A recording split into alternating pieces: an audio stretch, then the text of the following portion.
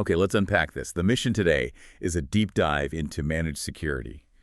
Uh, s- Specifically, we're zeroing in on a really interesting shift, how some newer solutions are moving away from locking users into just one company's products. That's right. Yeah, the sources you sent over, they really detailed this huge operational headache, this whole rip and replace cycle. It's expensive, it's disruptive. Hmm. So what we're looking at today is the alternative, this vendor-agnostic approach. It's all about integration, flexibility, and, a more holistic service, not just pushing products. Right. And the core question for everyone listening, whether you're running a growing business or you're an MSP, is how do you get that real enterprise level 24/7 security coverage without having to ditch the EDR or other security tools you already know and frankly trust? Yeah, and to really get why this is different, we kind of have to understand the default, the trap. Most managed security out there, it inherently causes lock-in. Why? Because it's built around the vendor's own stuff. Their own endpoint detection, their firewall, their SIEM, Exactly, the whole suite. So the deal is you buy our service, you have to use our firewall, our EDR, everything. It's a package deal. which sounds simple for them, maybe, but it forces the standardization on the user. Yeah. You might have a tool that's perfect for one client's specific compliance needs. Mm-hmm. Something you just put in last year working great. And Yeah. suddenly, nope, got to swap it out just Mm-hmm. because the new managed service provider uses something else. It's a forced migration. Burns budget, burns time. And that's where it goes beyond just being inconvenient, right? Right. It becomes a strategic risk. We saw in the sources, drawing on things like Gartner analysis, that vendor lock-in isn't just annoying, it's a top concern for IT leaders. Okay. Because when you're tied to one vendor's roadmap, while you often face higher costs down the line, you lose flexibility to pick maybe a best-in-class tool for a specific job. Right. You can't mix and match easily. Exactly. And maybe most importantly, it slows down how fast you can adapt when new threats pop up that maybe that one vendor isn't focused on yet. Okay, so here's where it gets really interesting then. If being locked in is sort of the standard way things are done, Mm-hmm. what does this vendor-agnostic alternative actually look like in practice? If they're not just selling their own products, what's the service? Well, fundamentally, it's selling continuous smart monitoring and response as the service itself.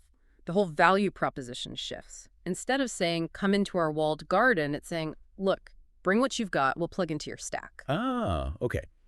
I think that's the key difference, isn't it? That immediately sidesteps that whole rip and replace nightmare we were just talking about. Right. So if you're already using, say, a specific EDR because your team knows it backwards and forwards, you keep it.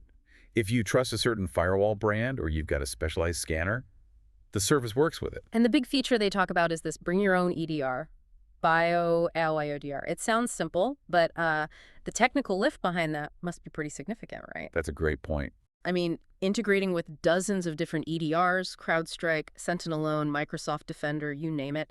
How do they actually standardize all that incoming data? Isn't that a huge hurdle? It is, and that's where the architecture comes in. Good. The sources explain it's not just basic integration. It's about having a sophisticated normalization layer. Ah, normalization. Okay. This layer takes all the raw data, the alerts, the telemetry from all those different tools, firewalls, EDRs, whatever, cleans it up, and maps it to a single common security language, basically. Yeah. An ontology. Got it. So the system understands an alert the same way, whether it came from tool A or tool Z. Exactly. And that normalization is what makes real correlation possible.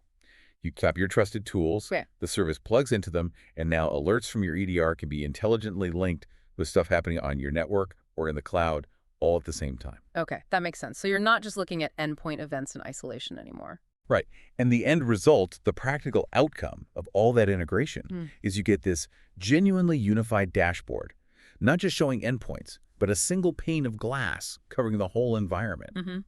Endpoints, cloud, network, identity systems, everything. The focus shifts then. It's about monitoring everything everywhere, not just what's inside one vendor's little box, but, monitoring everything everywhere. That takes more than just tech, right? An integration platform is great, but it's just collecting data. You need, smart humans looking at it too. Yeah. Around the clock. Absolutely.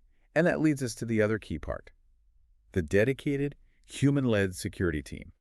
They're the brains of the operation, really, combining that expert oversight, that rapid decision-making with the speed and scale you get from modern AI tools like agentic AI. This is how the service becomes like a real extension of an MSP's team or an enterprise's IT department, but without having to hire a whole bunch of specialized security folks internally. And the way that team is structured seems pretty key, based on the sources. It's designed to fill specific gaps. Like first, there's this idea of a fractional security director. Fractional, so like part-time CISO. Kind of, yeah. But it's more than just advice. This person leads strategy, helps translate complex standards like CIS benchmarks into actual operational policies, and make sure security efforts align with compliance needs, all without the hefty price tag of a full-time CISO. Okay, so you get that high-level governance and strategic direction, but more affordably. That's clever. Exactly. And then under that director role, you have the specialists, the security analysts doing the day-to-day triage, investigating alerts, filtering out the noise. And then the security engineers, they're the ones handling the complex integrations, getting new clients onboarded smoothly, making sure everything's technically optimized across all these different tech stacks they might encounter. Right, because every client's environment is going to be a bit different if you're truly vendor agnostic. Precisely.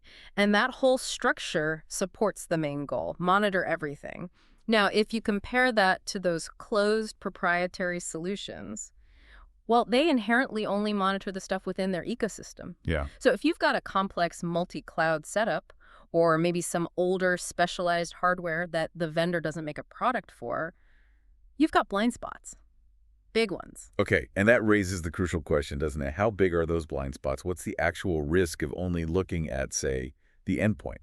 Well, the sources dropped a pretty startling number on that. It said that when you're limited to just an endpoint-only security view, which, let's face it, is common for simpler or older solutions, you're potentially missing around 70% of the total attack surface. 70%. Wow. Okay, that's massive. That's basically flying blind for most of the potential attack paths. It really drives home why you need that holistic view, doesn't it? Endpoint security is absolutely critical, no doubt, but attacks today, they rarely just stay on one desktop. Right. They move laterally, they go after credentials, they hit cloud apps, they exploit network weaknesses. Exactly. So this broader integrative model, it aims to close that huge visibility gap. It needs to cover those key domains. The endpoints and EDR, sure, but also firewalls and network traffic, cloud and SaaS applications, identity and access management, and even vulnerability scan data. The whole shebang. Okay. And tackling that visibility gap directly addresses, well, two of the biggest headaches we hear about from MSPs constantly. Alert fatigue and the pressure around compliance. Oh, alert fatigue. Let's talk about that. It sounds clinical, but just imagine being an analyst or an MSP tech looking at, I don't know, thousands of notifications every single day and just knowing that 99% of them are probably noise. False positives, routine system changes, scheduled scans, it's exhausting, it burns people out, and critically, it makes it way easier to miss the one alert that actually matters. Yeah, the needle in the haystack problem. And the old model of just sort of forwarding all those raw alerts to the MSP team. That's not really a service, is it? It's just shifting the noise. Right. It's outsourced notification, not outsourced analysis. So the value prop of this agnostic model with that 247 human team plus AI is the correlation and the filtering. Okay. The AI can do that initial heavy lifting, rapidly connecting dots, maybe a weird login attempt from the identity system, plus unusual traffic on the firewall, plus a low-level alert on an endpoint. It sees those scattered events might actually be one single real incident. And it filters out all the routine stuff. Exactly. So those thousands of daily events might get boiled down to maybe just one or two truly actionable incidents that need a human expert to investigate and respond to. That completely changes the game for the internal team, doesn't it? They stop chasing ghosts and can actually focus on fixing the real problems and delivering better results for their clients or their own organization. It's a huge win for efficiency and probably for morale, too. Definitely. And that efficiency gain connects right into that other major pain point, proving value and handling compliance. MSPs especially are always under the gun to show their clients, look, we're improving your security posture, we're meeting HIPAA requirements, or ISO 2701, or whatever it is. Yeah, and just saying we blocked 500 viruses this month doesn't really cut it anymore. Clients want to see evidence mapped to their business risks and compliance needs. Right. And that's where the reporting aspect of this model comes in. It's not about dumping a giant spreadsheet of alerts on the client. It's about providing customized dashboards. Okay. Dashboards that specifically map the client's current security situation against the actual controls and requirements of the compliance frameworks they care about. So it translates the technical security data into the language of compliance and risk. Precisely. That kind of clarity is huge. It becomes a powerful tool not just for reporting, but for sales and retention too. Yeah. You're giving clear, shareable proof of the value you're delivering. You're building trust by speaking their language, essentially, moving beyond just tech jargon. Exactly. It's about providing those compliance-aligned insights, not just raw data feeds. Okay, so let's try and wrap this up. Let's bring it home for everyone listening. What does this deep dive really boil down to? We've seen kind of 3 big shifts with this vendor-agnostic approach. Yeah, I think so. First, it's about flexibility, right? Instead of vendor lock-in, you get a security service that's built to adapt to the tools you already have, not one that forces you to change everything. Makes sense. Second, it's clarity instead of just drowning in alerts. You've got that 247 human team, powered up by AI, doing the hard work of filtering, correlating, and only escalating the real actionable threats. So your team focuses where it matters. And third, it's about getting governance and compliance-ready insights, not just raw technical data. It's how you deliver that enterprise-grade security, but also clearly demonstrate its value and effectiveness to stakeholders, to clients, to auditors. So the trend seems clear. The future of really effective security might not be about buying into the single biggest vendor ecosystem you can find, Right. but more about smart optimization. Intelligently connecting the dots across the best tools for the job, even if they come from different places, and backing that up with sharp human analysis. Yeah, well said. So here's something to think about for everyone listening. Take a look at your current tech stack, all the different tools you use. Now imagine you had the freedom, instantly, to integrate every single one of those specialized tools you trust under one intelligent security umbrella, and suddenly gain visibility into that 70% you might be missing now. If you had that power, that insight, that freed up time, what's the one big strategic security challenge you'd finally be able to tackle head on? That's a powerful thought to chew on.